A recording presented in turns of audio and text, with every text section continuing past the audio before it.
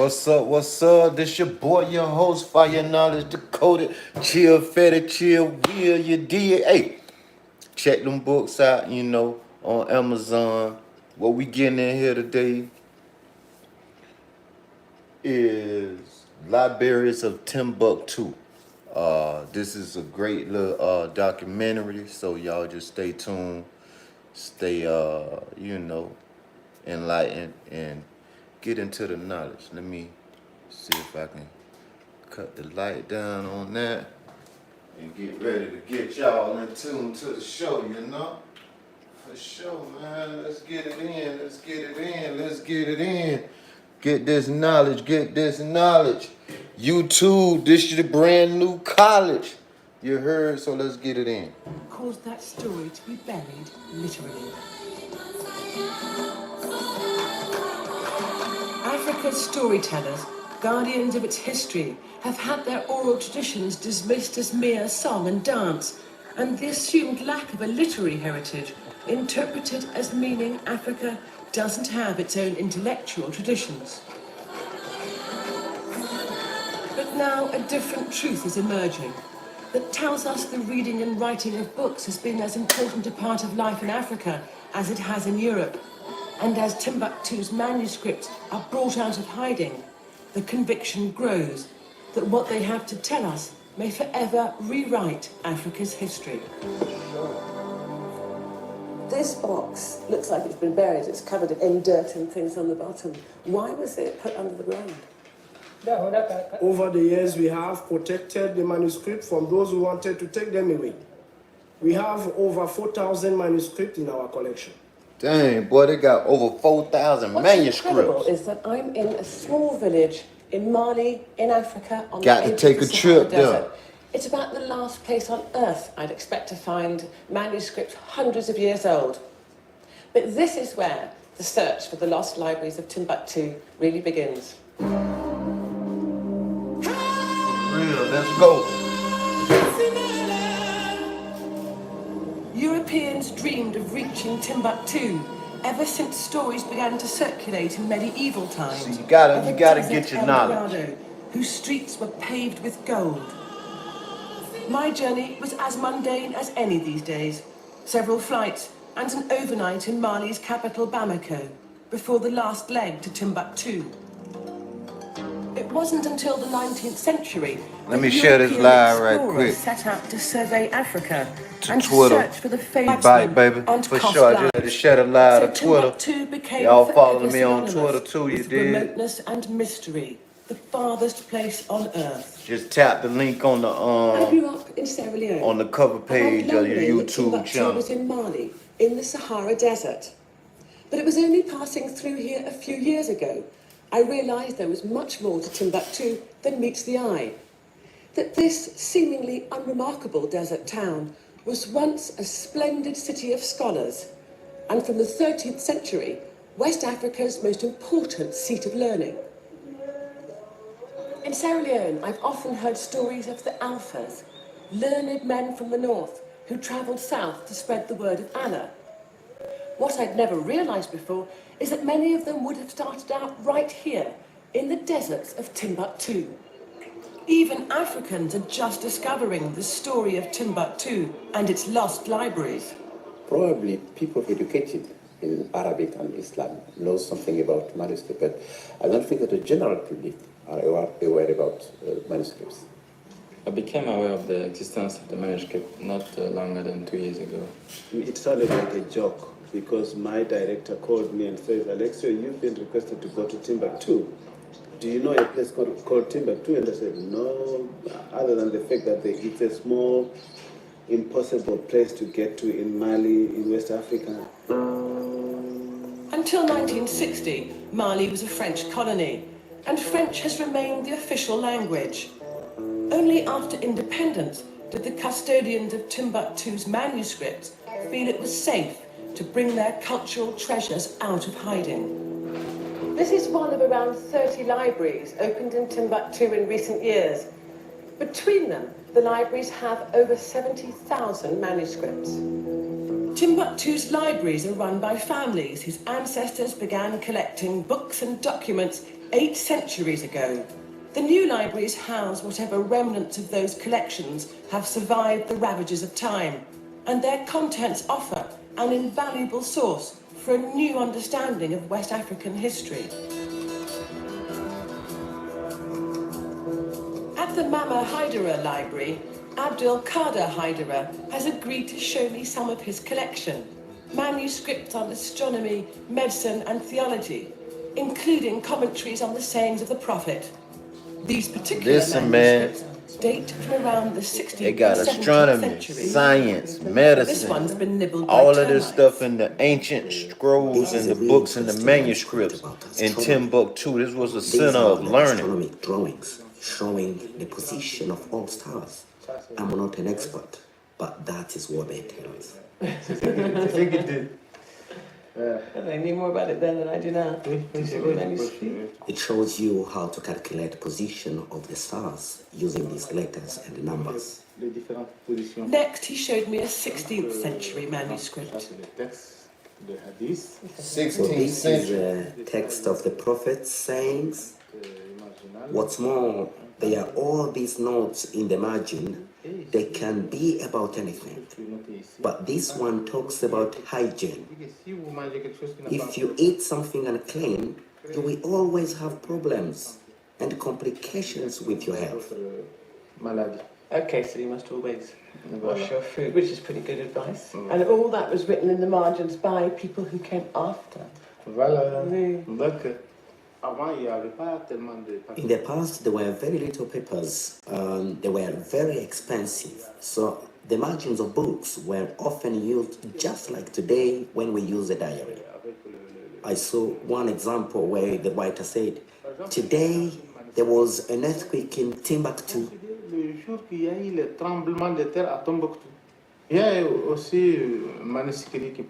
And here's a 500-year-old recipe for toothpaste. You take some salt and some sugar and mix that together with some charcoal and brush it on your teeth every day, and your teeth will become white.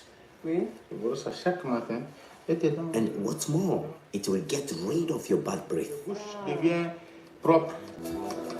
So how did the libraries first come into being? How were they lost? And how will their discovery alter perception? First had the recipe for toothpaste in Timbuktu. At the end of the 10th century, when Timbuktu was founded, a large part of West Africa was under the rule of the Ghana Empire. It was West Africa's first superpower, and its leaders were early converts to Islam. The spread of Islam was the compelling factor that changed history here and gave Africa its literary tradition.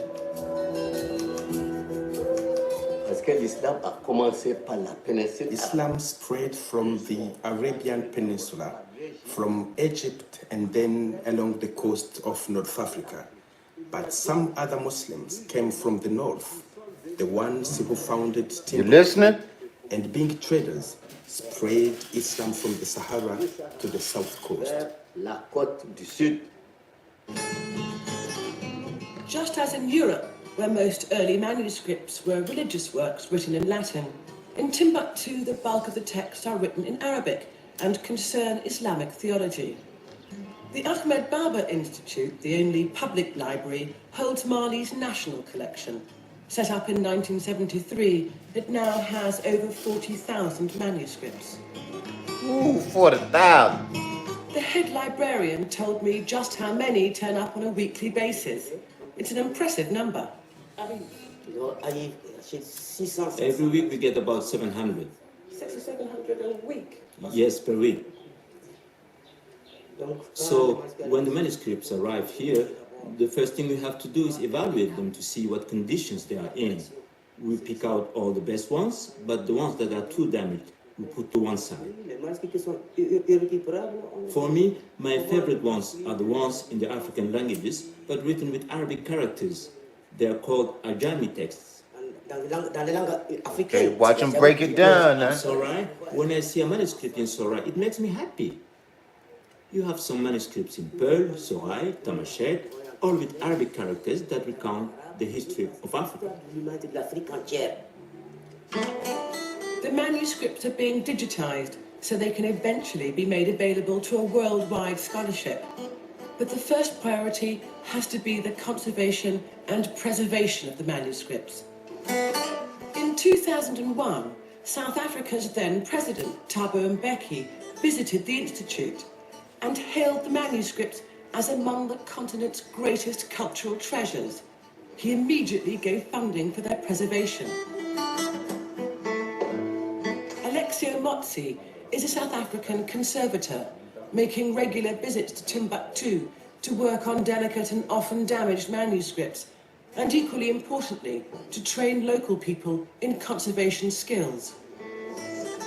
To come here to Mali to see. That's a good skill, conservation skills, man. Motivation for me because it was a dream come true for a conservator. It must have been like finding the gold at the end. That's one of your ways to get in. Cold because being aware of the, I think I'm gonna look into that. The historical background that Africa doesn't have documentary heritage. This for me was also another motivation which made me become very passionate.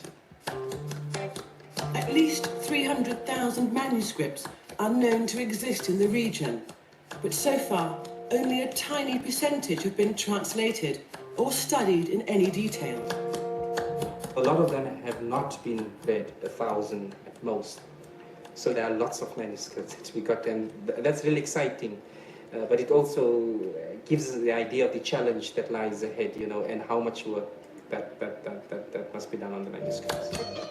We got a lot of work to do, Cataloguing, man. translation and study of all the known manuscripts is a task which could take decades. People from all over the ancient world, Maybe even hundreds of thousands of manuscripts are still out there. 1,200, 1,300, 1,400 came to the library in Mali, Timbuktu. The last 300 years have dealt a succession of blows to Timbuktu. Morocco invaded at the end of the 16th century. Violent power struggles between rival fundamentalist Islamic sects created anarchy throughout the late 18th and 19th centuries, followed swiftly by the final indignity of French colonization. Like other victors, the French took away manuscripts as the spoils of victory. To protect their heritage, the owners of manuscripts hid their collections. Timbuktu's libraries went underground. Over the last 50 years, the manuscripts have gradually been brought out into the open again, but their owners are still suspicious. Searching for manuscripts, it's a bit like prospecting for gold. Before taking over his Manuscripts family like gold library, over there. Abdel used to track down manuscripts for the Ahmed Baba Institute, seeking them out and persuading reluctant owners to hand over their treasures to the state for safekeeping. I went to do some prospecting in a village called Bamba. The family led me down a corridor that led to a bedroom, and in the middle of the bedroom was a well. They opened the cover of the well, and with the help of a torch, we could see a pile of manuscripts. When we took them out, we found that about 60% of them were damaged, but the rest was good, and they are now in Ahmed Baba Institute. But winning people's confidence could be difficult. The first director of the Ahmed Baba Institute went to see an imam once who had a large collection of manuscripts stored in his bedroom. Every day the director went to church with him, and every day the imam promised they would work together and he would give some manuscripts. The director thought that everything was going great until one day when he went to see the imam, only to find that he would build a huge wall in front of his manuscript. And the director said, "What's going on here? What this is all about?" And the imam said, "There is going to be no more library and no more discussion." And to this day, those manuscripts are still behind that wall. At the height of its golden They age, hide the in knowledge too, 1500s, man, so you gotta Timbuktu's population had grown understand to why they ain't 100,000. want them books to That's come out. They massive had by to the hide them. standards of the day, and a good 25,000 of them comprised the city's community of scholars and their students. But if Timbuktu was once a town of 25,000 scholars, there's not much sign of it now. Frankly, Timbuktu today feels like a dusty, if elegant, backwater, a place that's been crumbling for centuries. Nevertheless, it's wonderful to think that behind any of these walls could be yet another cache of undiscovered manuscripts. Though there's already more than enough to ensure a rethink of the history of this part of Africa in a new and dramatic way. To me, it has actually changed my understanding. I'm much more proud to be an African, and I'm much more proud to be an African conservator, and more proud to be contributing towards the re-correction or rewriting of the African history. The Ahmed Baba Institute was born from the international conference organized by UNESCO in 1967. And the topic was the origins of African history. I repeat, the origins of African history. And what's the origins? Is the manuscripts. So with the Arabic manuscripts, the intention is to rewrite the history of Africa. Still, future historians should be wary of dismissing existing African sources, including oral ones. The challenge lies in weighing all the sources against each other. African history has been, for a long time, built on oral tradition. Of course, a lot of people think that oral tradition is not credible. But I think that it is an important source for African history. So the question is how you approach the source and how you criticize the source to write the history. A crucial source so talk of about oral in tradition too, because that was very important in Africa. Discoveries being made along the Niger near Timbuktu. The Niger has always been the lifeblood of this region, just as the Nile was to the Eastern Sahara. Its waters provided fish and allowed agriculture to develop. The river was a long-distance trade route connecting the myriad communities along its banks. The Niger River rises in the hills of what was once the ancient kingdom of Fouta-Djallon, 150 miles from the West African coast. And but for a quirk of geology which caused the river to flow inland, the Niger would have been a very short river instead of one of the world's longest. So if you want to watch this video too as Nearly well, I'm gonna put the link in the river first flows north description. towards Timbuktu. So it then go curves right eastward here. before turning southeast And, through Nigeria to the Atlantic Ocean. Go to CA. Between Djenné Read. and Timbuktu, Right the there. Niger is yielding new revelations to equal Go the to this discovery of the channel right here. manuscripts. You can get right there to it, but I'm gonna put the From link as early up. as 500 BC, this area was one of the most densely urbanized parts of the world, rivaling other early urban civilizations, such as Mesopotamia. Doug Park is part of an American team also that over recent get it on years the has BBC extensively channel. surveyed the region's wealth of archaeological sites. When we met, Doug was about to begin excavating a huge city site 10 miles south of Timbuktu. So how typical is a site like this in Mali? How many might there be? Well, there's a lot.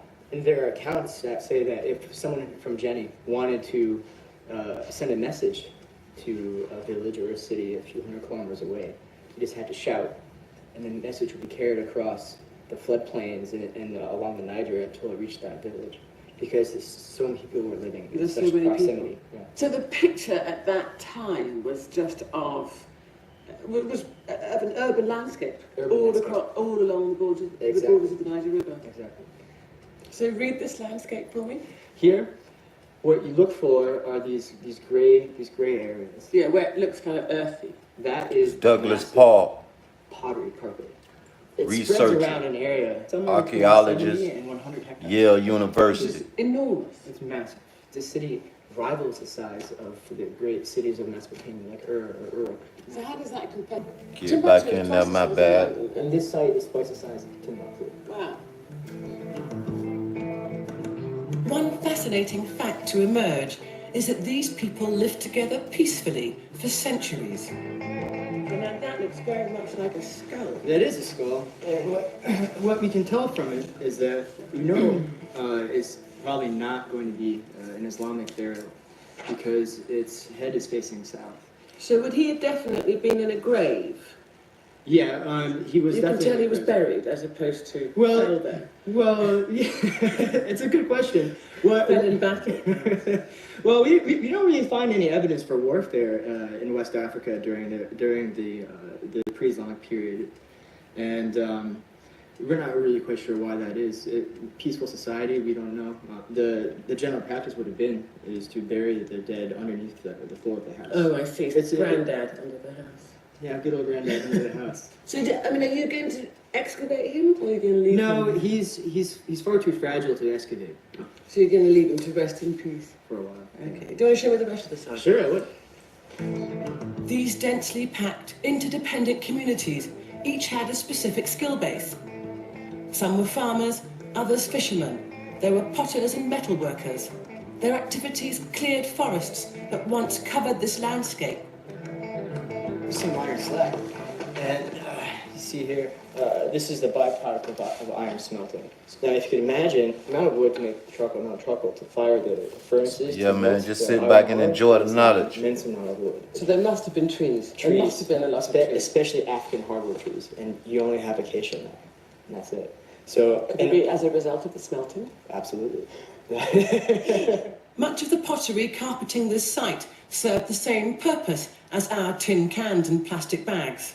Oh, look at this. This is a pestle. Oh, wow. Yeah, I got one at home. Yeah. This one's pretty well Some made, things too. don't change. No, they stay the same for the most part, at least some of the real basic stuff. So, I mean, we're getting, oh, here, look, here's a grindstone here, as you see. These two are probably there, actually. Doug has described a cityscape whose architecture would have looked much like the villages still dotted around Timbuktu. It's just the density that's changed.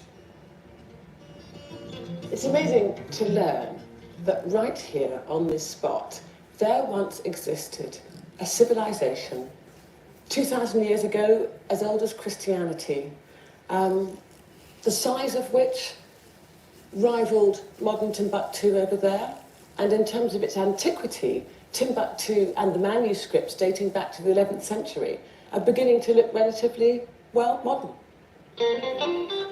Manuscripts that date back to the 11th century. That civilization, or about Timbuktu's early origins and how the town fitted into the bigger picture of a river lined with city-sized settlements. But Timbuktu's lively oral traditions tell the tale.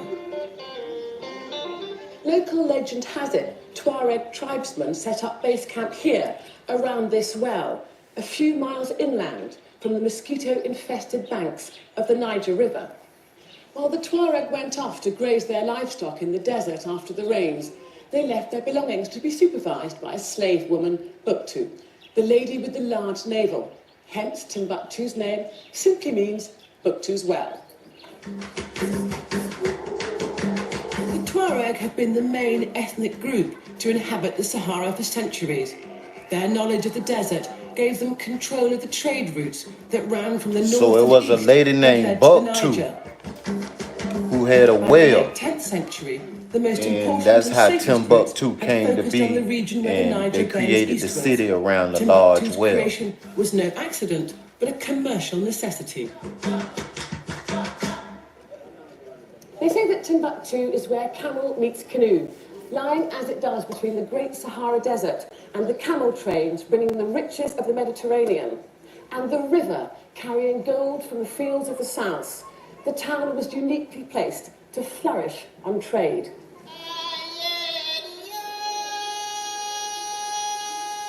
Camel trains from the north brought dates, European fabrics, glass, jewelry, tobacco, and salt from the Sahara. The boats from the south bring cereals, honey, shebata, gold, and slaves. Donc, ce sont les produits qui viennent ici. What made Timbuktu an important place in the Middle Ages was gold and slaves. Boy, y'all It heard sold that? 2/3 of the world's gold I came can't from wait to Mali chop in that the up. 14th century. Give you the game much on of that. it passing through The Timbuktu. South brought the gold and the slaves. Today's markets are South mostly a Africa. local affair, but camel South trains or do West still Africa. arrive with the other mainstay of the You city's know what that historic leaves you? wealth. Egypt, Salt was the white Sudan, gold of Timbuktu. From the mines in the north, it was brought down in great slabs by camel train to the town for transshipment on the river. International trade in Timbuktu often needed written contracts that required the services of scribes and notaries, and they needed to work in a common language that bridged frontiers. Arabic spread across Africa in the wake of Islam, just as Christianity spread Latin across the European continent. So it's for good reason, then, that historians call Arabic the Latin of Africa. In the wake of Islam, another commodity began to arrive with the camel trains. Books were soon being traded in Timbuktu's marketplaces as wealthy merchants found a new indulgence for their deep pockets and leisure time. Books greatly enhanced the status of their owners and gave the pious a deeper understanding of Islam. The profits of the book trade soon rivaled the trade in gold, salt and slaves. By the end of the 13th century, the prominent families of Timbuktu began to boast their own libraries, and the sons of those families aspired not just to trade, but to scholarship. Paper was imported from Europe and China, and a new occupation swelled the ranks of the city's workforce. Calligraphers started copying Islamic texts from abroad, as well as the work of the town's own scholars. Their labours were impressively rewarded. If I was working back in the 15th century, I'd be earning millions. I'd have many houses, many camels, and lots of gold. You'd get many people ordering manuscripts back then, and they'd pay in gold, they'd pay in camels. They'd even exchange their houses in order to acquire manuscripts. It's a very different story today, and nowadays, I'm amongst the poorest people in the town, and I'm still the only person in the town practicing this craft. Towards the end of the 13th century, Ghana was overtaken by the Malian Empire, and Timbuktu became the commercial hub of this new superpower. The fabulously wealthy Muslim ruler of the Malian Empire, Kanka Musa, made his pilgrimage to Mecca in 1324, stopping in Timbuktu in acknowledgement of the city's economic and cultural importance. Mansa Musa. Kanka Musa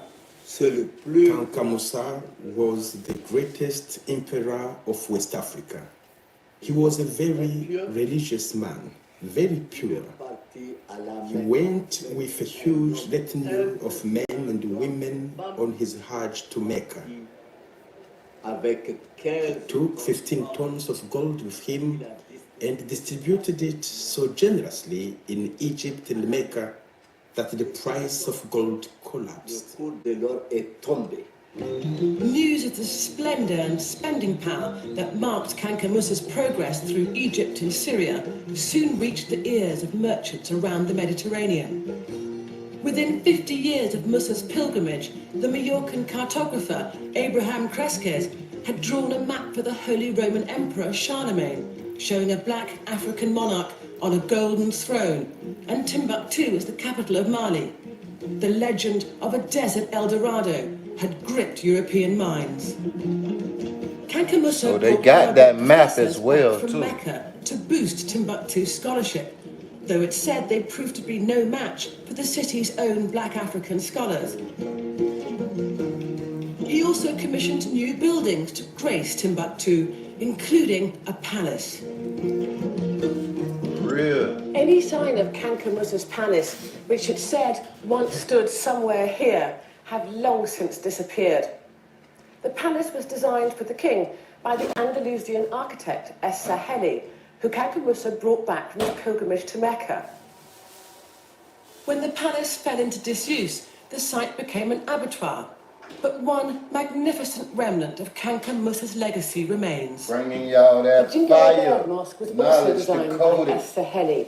It's been added to and repaired over Timbuktu. 600 years, but it still represents a startling, almost futuristic vision, utterly different from my idea of a mosque. Impressive as it is now, back then Kanka Musa's mosque would have awed the people of Timbuktu, just as Europe's mighty cathedrals left their congregations in no doubt as to where the power lay. The imam guided me around the mosque's deceptively spacious interior. We are in the second prayer aisle of the mosque, and there are 9 of them in all, each about 100 meters long. When you look from the outside, you get the impression that the mosque is not very large. But when you come inside, you see that it's actually huge. And when you come into the mosque too, you get the impression that it's air-conditioned. The architects made it in such a way to stop the heat from getting inside, because the mud brick is a bad conductor of heat. So the mosque always has the temperature of the early morning. Scholarship as much as trade was to drive Timbuktu's reputation. Timbuktu's scholars were avid in their pursuit of knowledge in every field. Knowledge was highly Say they was respected avid in their the Islamic pursuit of world, knowledge and those in possessing every it won field. prestige and power. Every With its field. professors and their prolific writings, Timbuktu was set to become the region's most important centre of learning. Ibn Battuta, the great Moroccan world traveller who voyaged as far as China and ancient Mali, visited Timbuktu in the 14th century. In his chronicles, he noted his impressions of the city, in particular the piety, tolerance, wisdom and justice of its inhabitants. You had so many books coming from Arabia, and because the people of Timbuktu had digested so much Islam, they were able to give it real meaning and accessibility for the people. Because of Timbuktu's mastery of Islam, it has always strived towards an Islam with great tolerance. Timbuktu, they mastered the Islam religion because they had so many scholars, over 25,000 came scholars. from being filtered through African eyes.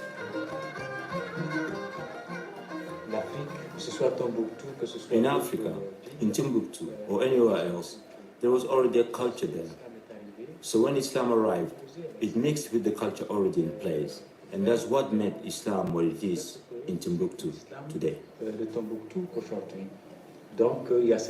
So you have the tendency of having one foot in Islam and the other foot in an occult world of African roots.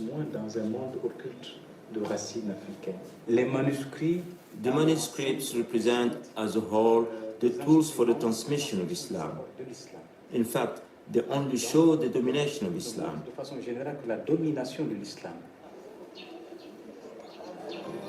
The daily activity of Timbuktu's scholars revolved around its 3 mosques.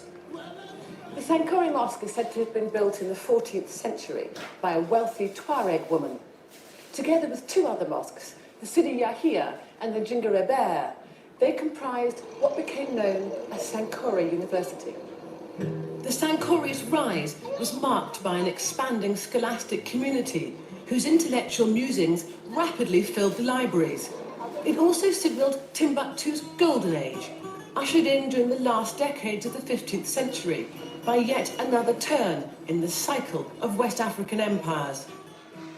The Songhai Empire was the most powerful yet.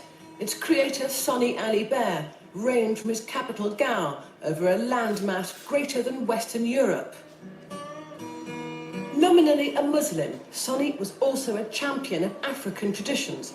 He refused to allow his culture to be subsumed by Islam. If Timbuktu's scholars weren't willing to play to his tune, he soon let them know who was boss. The scholars and those in charge of the religious principles had to obey Soni, Otherwise, he would get rid of them. When he arrived in Timbuktu in January 1468, the scholars got scared and many fled to other towns and cities. But Sonny Alibert was also a visionary and an idealist, a leader who today's historians might hail as the continent's first Pan-Africanist. Sonny was a great visionary too. He wanted a united Africa, and furthermore, everywhere he conquered, he imposed his own language. For him, unity is the means of communication and a common language.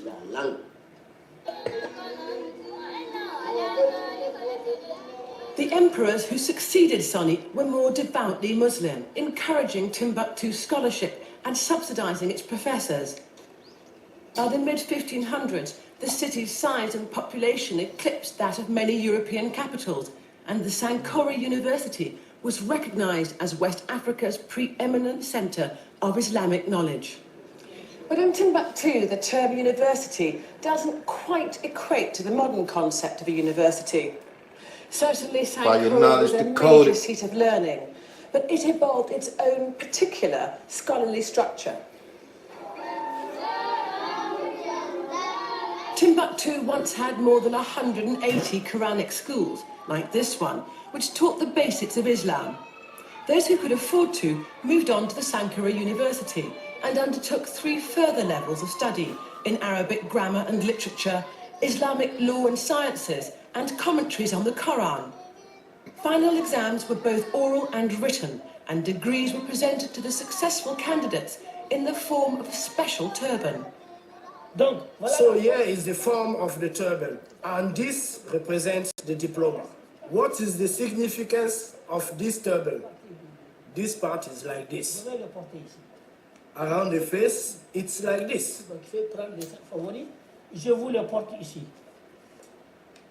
Then there's the element that goes around the head, like this. And finally, you can see that all the parts of this turban make up the name of God. Once he has the turban, we take the student to the Sidi Yahya Mosque, where all the scholars are sitting down. The student sits in the middle.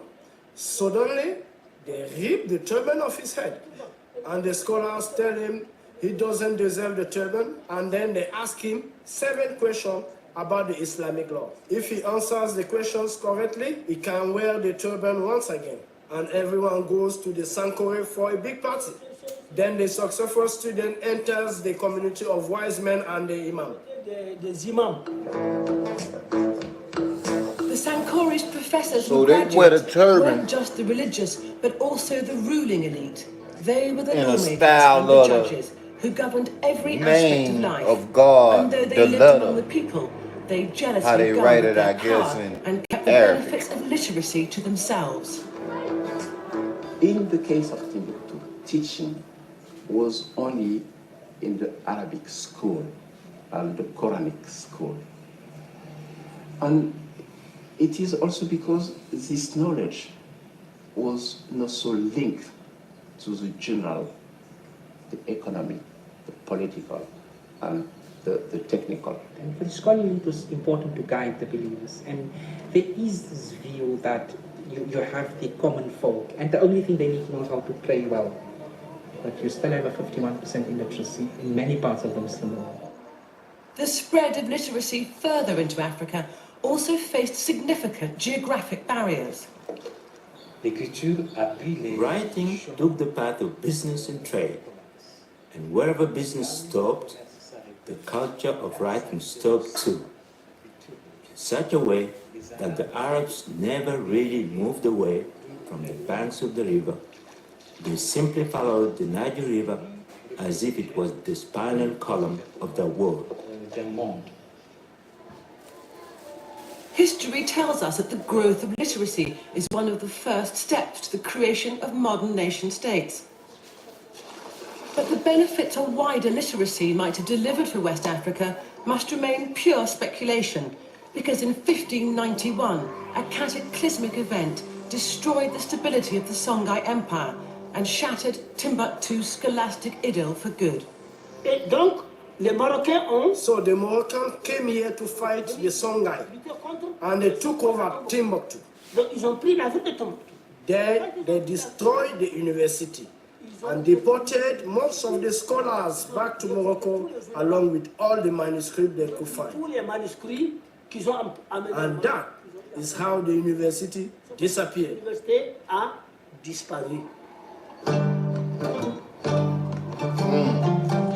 the Moroccan invasion... Camera done flipped up on me. Hey, we gonna check out part 2 with another Moroccan invasion never country became a full-scale occupation. in Africa later on tonight. So just stay tuned.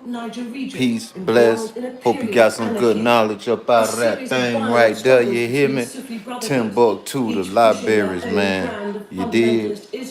Get into your history for sure. Return to the stable days of the Songhai Oh, Empire. follow me on Instagram. Reaching into this Author Chill Fetty. Snapchat. Of European colonization. Chill Fetty.